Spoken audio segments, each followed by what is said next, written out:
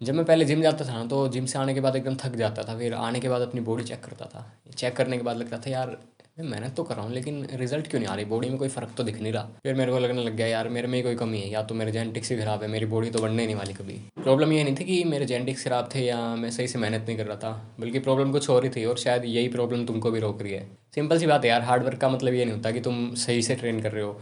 अब जैसे जिम में जाके कई लोग क्या करते हैं, जाते हैं और अपना वर्कआउट चालू कर देते हैं और पूरा चेस्ट की लगाएंगे, फिर बैक की लगाएंगे, फिर बाइसेप की लगाएंगे, फिर ट्राइसेप की लगाएंगे, तीन चार एक्सरसाइज इकट्ठी जोड़ देते हैं और आठ आठ दस दस एक्सरसाइज लगाते हैं। और फिर आते आते जिम से आते आते वो एकदम थक जाते हैं, फिर लगता है यार मैं एक्सरसाइज तो कर रहा हूँ लेकिन बॉडी बन क्यों नहीं रही। जिम में हार्ड वर्क करने का ये मतलब नहीं है कि तुम जिम में जाओ और अपनी एक्सरसाइज चालू करो और एक्सरसाइज खत्म करते करते मतलब जब तुम्हारा वर्कआउट खत्म हो तो तुम एकदम पसीने में ना जाओ। पहले मेरे को भी यही लगता था, जैसे मतलब मैं जिम जाता था ना तो एक्सरसाइज चालू करता था, उसके बाद तीन चार एक्सरसाइज कंप्लीट होने के बाद मेरा वर्कआउट तो कंप्लीट हो जाता था।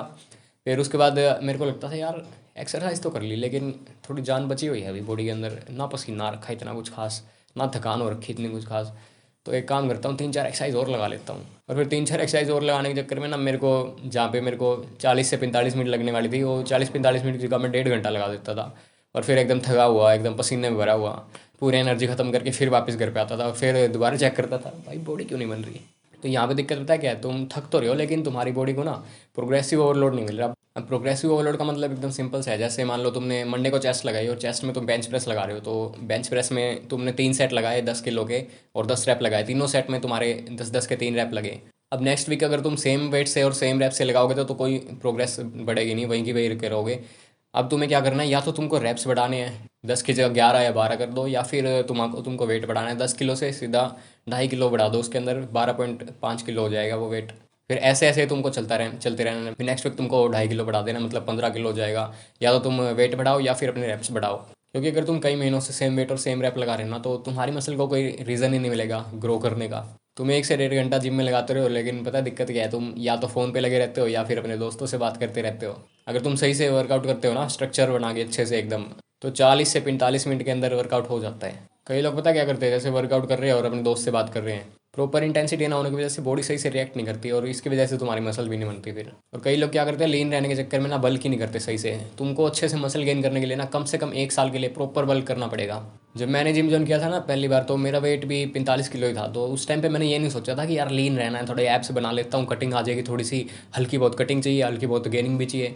मैंने प्रॉपर बल्क किया था उस टाइम पे, मैंने 4-5 महीने अच्छे से बल्क किया तो मेरा वेट 45 से सीधा 65 किलो हो गया था। उस टाइम पे मैंने 45 किलो से 65 किलो तक बल्क तो कर लिया था, लेकिन मेरा ज़्यादातर वेट था ना जो वो फैट का था, क्योंकि उस टाइम पे कुछ खास नॉलेज तो थी नहीं। उस टाइम पे बस ये पता था बस खाते जाओ और मोटे हो जाओ। फिर थोड़ी बहुत जब नॉलेज गेन करी तो प्रोटीन वगैरह के बारे में पता चला। उस टाइम पे मेरे को लगता था मैं प्रोटीन वाली चीज़ तो खा रहा हूँ, लेकिन रियलिटी कुछ और ही थी। मैं कार्ब्स तो खाता था दबा के पूरे, लेकिन प्रोटीन कभी खा लिया कभी मिस कर दिया, ऐसे चलता रहता था। मतलब प्रोटीन पाउडर की बात नहीं कर रहा मैं, प्रोटीन मैक्रोन्यूट्रिएंट की बात कर रहा हूँ, जो हमको खाने से मिलता है वो वाले प्रोटीन की बात कर रहा हूँ मैं। तो अपनी मील्स में प्रोटीन जरूर इंक्लूड करो। तो प्रोटीन खाने कितनी चाहिए, इसका सिंपल सा फॉर्मूला है, 1.5 ग्राम से 1.8 ग्राम के बीच में खानी चाहिए। और तुमने सुना होगा कि 2 ग्राम पर के जी बॉडी वेट खानी चाहिए, मतलब डबल। जिस जैसे अगर तुम्हारा बॉडी वेट 50 किलो है तो तुमको 100 ग्राम प्रोटीन खानी चाहिए।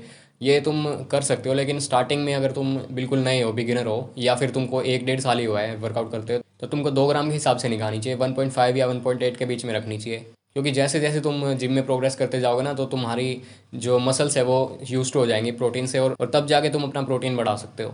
अब सिंपल सा फॉर्मूला याद रखो, अगर तुम्हारा बॉडी वेट 50 किलो है तो तुमको 1.5 ग्राम से 1.8 के बीच में खानी है, मतलब 1.5 के हिसाब से 75 ग्राम हो गई। और जब तुम थोड़े से एडवांस हो जाओ तो 1.8 से 2 ग्राम के बीच में भी खा सकते हो। मतलब तुमको अगर 1 साल से लेके 1.5-2 साल तक हो जाए वर्कआउट करते हुए अच्छे से कंसिस्टेंसी के साथ और अच्छी डाइट फॉलो कर रहे हो, तब जाके तुम 2 ग्राम के आसपास जा सकते हो। लेकिन अगर तुमने अभी अभी वर्कआउट शुरू किया ना और तुम सीधा 2 ग्राम प्रोटीन पे चले जाओगे तो तुम्हारी बॉडी उसको डाइजेस्ट नहीं करेगी और इनडाइजेशन हो जाएगा। बल्कि ये सब करने का भी कोई फ़ायदा नहीं है अगर तुम अपनी बॉडी को प्रॉपर रिकवरी का टाइम नहीं देते, मतलब 6-7 घंटे की नींद नहीं देते और बार बार सेम ही मसल को ट्रेन करते रहते हो। इससे क्या होता है ना कि तुम्हारी बॉडी थक जाती है और उसको रिपेयर करने का टाइम ही नहीं मिलता। तुम बिना सोचे समझे हद से ज़्यादा वॉल्यूम में ट्रेन कर रहे हो, मतलब हर वर्कआउट में 10 से 12 एक्सरसाइज लगा रहे हो। इससे क्या होता है ना कि तुम्हारी किसी एक मसल के ऊपर सही से टेंशन नहीं जाती, तुम थक तो जाते हो वर्कआउट के बाद, तुम्हें लगता है यार आज तो बढ़िया वर्कआउट करा, 1 घंटा कर लिया, 1.5 घंटा कर लिया। लेकिन रियलिटी कुछ और ही होती है। रियलिटी ये होती है कि तुम अपनी बॉडी को रिकवरी का टाइम नहीं दे रहे हो। बिगिनर्स की सबसे बड़ी प्रॉब्लम यही होती है कि उनको लगता है यार वर्कआउट जितना ज़्यादा करूँगा ना उतने ज़्यादा रिजल्ट मिलेंगे, बल्कि इसका उल्टा होता है, जितना कम तुम वर्कआउट करोगे ना उतने ज़्यादा अच्छे रिजल्ट मिलेंगे। जैसे अगर तुम हफ्ते में 7 दिन जाते हो ना जिम, तो 7 की जगह तुमको 5 दिन जाना है। अगर तुम्हें बल्किंग करनी है, मतलब अगर तुम स्कीनी हो, अगर तुम 5 दिन की जगह जिम में 7 दिन जा रहे हो ना, तो तुम्हें वो फ़ायदा करने की जगह बल्कि उल्टा नुकसान और करेगा। इसलिए बस 5 ही दिन जाओ। अगर 5 दिन की जगह 4 दिन जा सकते हो तो वो तो और भी बेस्ट है। तुम वेट तो उठा लेते हो अच्छा खासा, लेकिन दिक्कत पता क्या है, तुम मसल के ऊपर फोकस ही नहीं करते। जैसे अगर मान लो तुम बाइसेप की एक्सरसाइज लगा रहे हो, तो बाइसेप कर लगाते टाइम तुम ऐसे लगाते हो। तुमको क्या करना है कि तुम्हारे बाइसेप के ऊपर पूरा फोकस आना चाहिए, बाइसेप में फील होना चाहिए कि बाइसेप की एक्सरसाइज लगा रहे हैं। बाइस जैसे जैसे तुम कर्ल करते हो तो तुम्हें यहाँ मसल फील होनी चाहिए, ना कि हैवी वेट उठाने के चक्कर में ऐसे ऐसे करके आ जाओ। ओ तेरी ये अब जैसे मैं तुमको दिखा देता हूँ, मेरे पास डंबल पड़ा है, मैं दिखाता हूँ। अब जैसे ये बाइसेप के लगा रहा हूँ मैं, देखो ये। तो अब ज़्यादातर लोग क्या करते हैं, जैसे बाइसेप कर लगा रहे हैं तो वो ऐसे करते हैं, 1 2 3। इसमें क्या हो रहा है, जर्क आ रहा है, पूरी बॉडी यूज़ हो रही है। लेकिन तुमको क्या करना है, बिल्कुल बॉडी को लॉक करके ऐसे स्लो स्लो, ये ऐसे करना है। बिल्कुल स्लो स्लो रैप लगानी है तुमको। यहाँ फील होनी चाहिए जो मसल, जिस मसल की तुम एक्सरसाइज लगा रहे हो ना, वहाँ फील होना चाहिए। इसके बाद ज़्यादा सोचने से और स्ट्रेस लेने से भी मसल नहीं बनती। तुम सोचते हो यार 1 महीने से वर्कआउट कर रहा हूँ, बॉडी क्यों नहीं बन रही, 1 साल हो गया वर्कआउट करते हुए, बॉडी क्यों नहीं बन रही। अब आखिरी में तुम्हारे अंदर पेशेंस की कमी है। तुम अपनी लेवल 1 को ना किसी के लेवल 10 से सीधा कंपेयर कर रहे हो। अब जो वहाँ लेवल 10 पे गया वो सीधा यहाँ से जंप करके थोड़ी गया, वो भी धीरे धीरे ऐसे उसने भी सीखा है, मेहनत करी है, जब जाके गया है यहाँ पे। तुम अपने आप को दूसरों से कंपेयर करते हो, मतलब 2 3 महीने में तुम्हें रिजल्ट चाहिए। जैसे इंस्टाग्राम पे बाकी लोगों की फिजिक देख के तुम उनसे कंपेयर कर रहे हो, लेकिन तुम्हें ये नहीं पता कि उसको कितना टाइम लगा होगा वहाँ यहाँ से वहाँ पहुँचने में। और तुम्हें क्या चाहिए, 2 3 महीने में ही भाई ऐसी से वैसी फिजिक बन जाए एकदम। इसलिए अपनी फिजिक को दूसरे की फिजिक से कंपेयर मत करो। सबसे पहले अपना न्यूट्रिशन चेक करो कि तुम्हारा न्यूट्रिशन सही है, उसमें तुम प्रोटीन ले रहे हो या नहीं, अच्छे से कैलोरी सरप्लस में हो या नहीं, प्रॉपर तरीके से रेस्ट ले रहे हो या नहीं, और प्रोग्रेसिव ओवरलोड का यूज़ कर रहे हो या नहीं, सबसे ज़्यादा ज़रूरी। बस इतना ही। अपना ध्यान रखो, मिलते हैं नेक्स्ट वीडियो में।